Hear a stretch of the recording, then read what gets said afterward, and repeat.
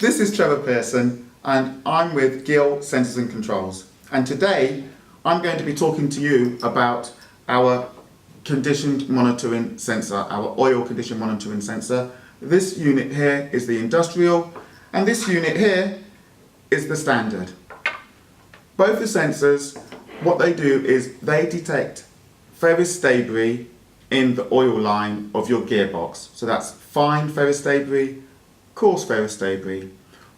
But that's not all. You also have in this sensor a dielectric element. So if there's moisture in the oil, or if there's air in the oil or water in the oil, you're going to get an output.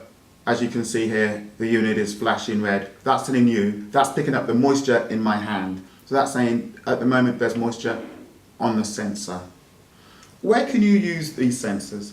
These sensors are ideal for mining, off-highway, motorsport, anywhere where you would have a motor and a gearbox. How do you fit the plug? Where does the sensor go? It can go into a magnetic plug hole or a drain hole. The sensor has an M20 fit, that's a metric 20 screw thread with a 1.5 mm pitch. The sensors use two sorts of technologies, two different types of technologies. One is inductive technology. You have a neodymium N45 magnet, which is one of the most powerful magnets you can get for its size. And the other technology is capacitive technology, which is the dielectric element and the temperature element of the sensor. Now, the debris is attracted to the sensor tip here. You have both fine and coarse debris on here. Now, what's really important is that this is the sensor tip.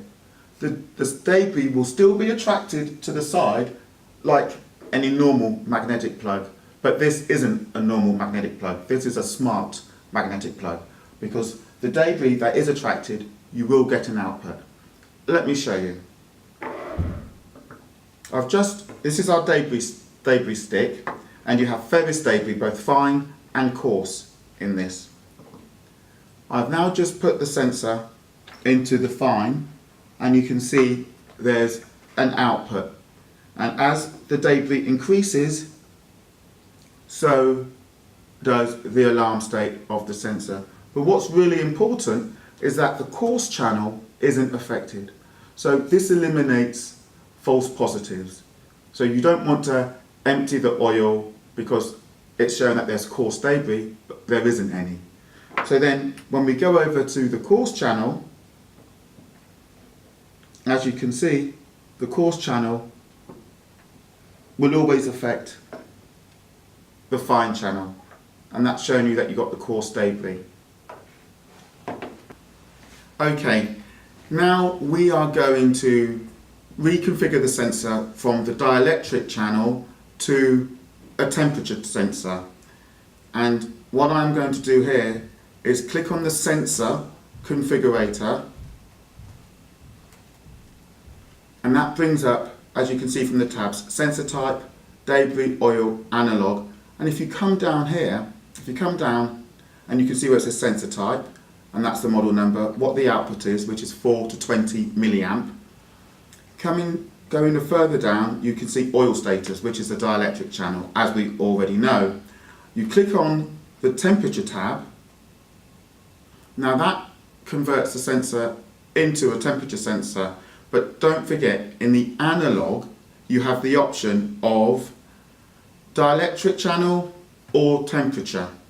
The end user can switch back and forth to dielectric or temperature at any time, but they can only have one or the other. With the digital output, the CAN sensor, you're able to have both channels working simultaneously. So you can have temperature and dielectric. Now, the sensor is showing an ambient room temperature of 24 degrees. What I'm going to do is set the alarm threshold to around 35 degrees, And I'm going to do that to save time really, but you can set the temperature anything from -40 to +150. And for the sake of the demonstration, I'm setting the sensor to 35 degrees. As you've just seen, I've clicked on that tab. I'm now going to immerse the sensor in the hot water. The sensor is tested to IP69K. So one, it's completely submersible, and two, it's able to have pressure wash, jet wash. As you can see from the screen, the temperature is already going up to 28 degrees. As you can see on the monitor, the screen is still green. So it's a switch. Everything is fine until it hits 35. It will be hitting 35 round about now, and then you will see the monitor start flashing. It should start flashing round about now. On the screen, you will see that the temperature is still rising. It's now gone over 38 degrees. I'm going to take the sensor out, dry her off, and that's how you configure the sensor for temperature.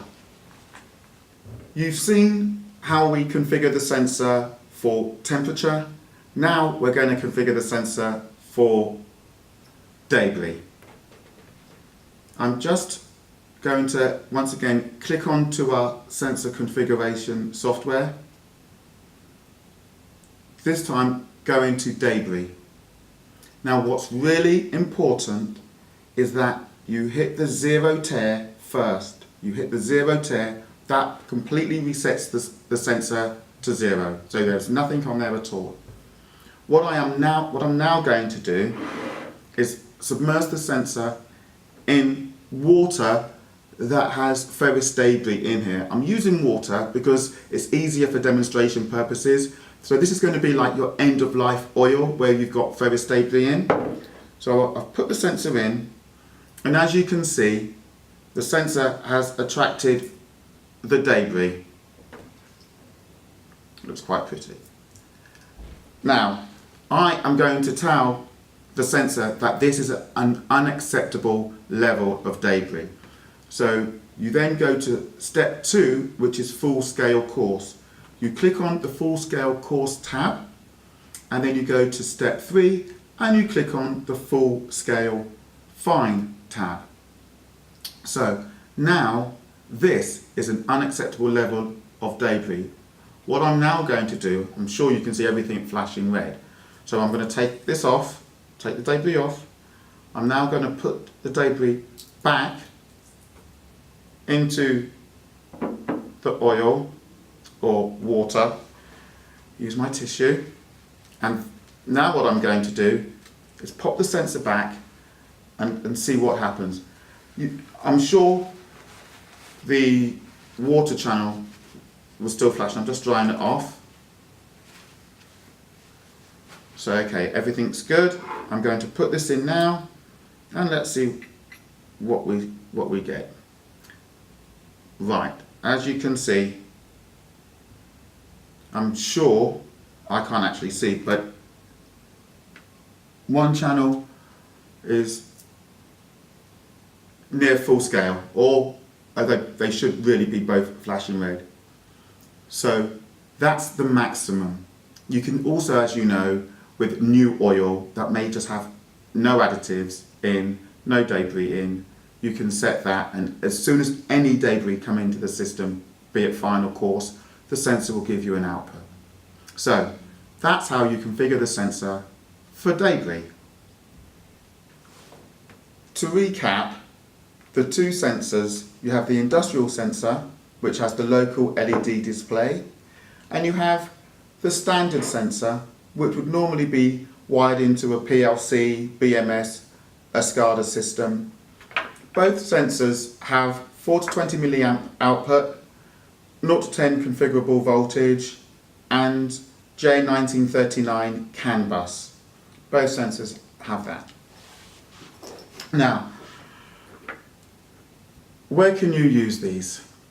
Anywhere where there's transmission, oil movement, so gearboxes, hydraulic tanks, applications. I'd be looking, you could install them, they're ideal for paper mills, for this one especially for automotive gearboxes, for off-highway, mining, even process control. What's ideal about this unit is that it doesn't actually have to be wired or integrated to a PLC. So you can have this unit as a standalone early warning system in the plant room. So when the engineer walks in, he can see that everything is okay. And then when he walks in a few days later and he sees that the dielectric channel is flashing like it is now, he knows there's either air in the oil, moisture in the oil, or water in the oil. So he can take appropriate action. So this is the GIL condition monitoring sensor. Thank you for listening, and please, questions.